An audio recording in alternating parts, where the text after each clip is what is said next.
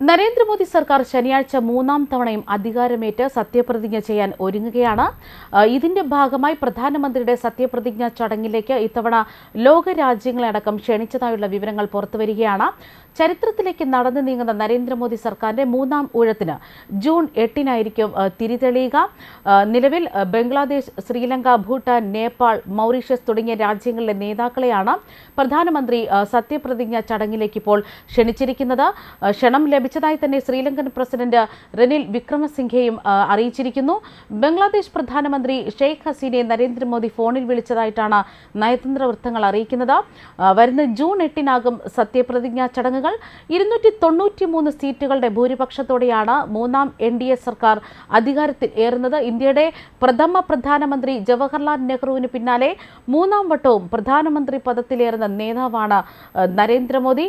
അതേസമയം വികസനത്തിന് രാജ്യത്തും സംസ്ഥാനത്തും BJP ഭരണം എന്ന മുദ്രാവാക്യത്തിലൂന്നി 10 വർഷം നിയമസഭാ തെരഞ്ഞെടുപ്പുകളെ നേരിട്ട മോദി മൂന്നാം തവണയും രാജ്യം ഭരിക്കുക ശരിക്കും ഇരട്ട എഞ്ചിന്റെ ശക്തിയിലായിരിക്കും.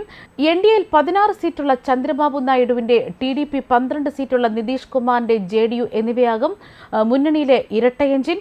ഈ ഇരട്ട എഞ്ചിനുകളെ സുഗമമായി മുന്നോട്ട് കൊണ്ടുപോകുക എന്നതാണ് BJPയുടെ ലക്ഷ്യം. ലോക്സഭാ തെരഞ്ഞെടുപ്പിലെ ജയപരാജയങ്ങളുടെ വിലയിരുത്തലുകൾക്കിടയിൽ BJPയുടെ നേതൃത്വത്തിൽ NDAയും കോൺഗ്രസിന്റെ നേതൃത്വത്തിൽ ഇന്ത്യ സഖ്യവും കൂടിയാലോചനകളും ചർച്ചകളുമൊക്കെ ആരംഭിച്ചു. സഖ്യകക്ഷികളുടെ പിന്തുണ ഉറപ്പിച്ച് മൂന്നാം സർക്കാർ രൂപവൽക്കരണത്തിനുള്ള നടപടികളുമായി മുന്നോട്ടു പോകാൻ പ്രധാനമന്ത്രിയുടെ വസതിയിൽ ചേർന്ന NDA തീരുമാനിച്ചിരിക്കുകയാണ്. സഖ്യത്തിന്റെ നേതാവായി യോഗം നരേന്ദ്രമോദി ഐക്യകണ്ഠ്യേനെ തിരഞ്ഞെടുത്തു. വെള്ളിയാഴ്ച NDA ലോക്സഭാംഗങ്ങളുടെ യോഗം ഡൽഹിയിൽ ചേർന്ന് മോദിയെ പാർലമെന്ററി നേതാവായി തിരഞ്ഞെടുക്കും. തുടർന്ന് മോദിയും സഖ്യകക്ഷികളും രാഷ്ട്രപതി ദ്രൗപദി മുർമുവിനെ കണ്ട സർക്കാർ രൂപവൽക്കരണത്തിന് അവകാശവാദം ഉന്നയിക്കും. സത്യപ്രതിജ്ഞ ശനിയാഴ്ച രാത്രി 8-ന് നടക്കുമെന്നാണ് സൂചന.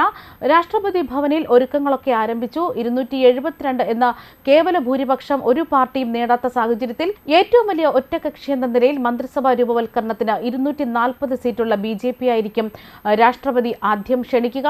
പാർട്ടികളുടെ പിന്തുണ രേഖാമൂലം ഉറപ്പു നൽകുന്ന കത്തുകൾ രാഷ്ട്രപതിക്ക് കൈമാറിക്കൊണ്ടായിരിക്കും കക്ഷി നേതാവ് മന്ത്രിസഭാ രൂപവൽക്കരണത്തിന് അവകാശവാദം ഉന്നയിക്കുന്നത്. 293 NDA നേടിയിരിക്കുന്നത്. ഇതിൽ തന്നെ ചില സ്വതന്ത്രരുടെ പിന്തുണയും തേടുന്നുണ്ട്. അതേസമയം ബുധനാഴ്ച 11:30-യോടെ രണ്ടാം മോദി മന്ത്രിസഭയുടെ അവസാന യോഗം മന്ത്രിസഭയുടെ രാജി സമർപ്പിക്കാനും 17-ാം ലോക്സഭ പിരിച്ചുവിടാൻ രാഷ്ട്രപതിയോട് ശുപാർശ ചെയ്യാൻ തീരുമാനിച്ചു.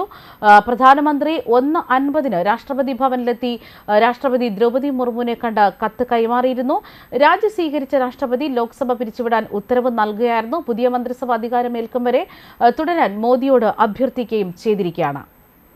ന്യൂസ് ഡെസ്ക് കർമ്മ ന്യൂസ്.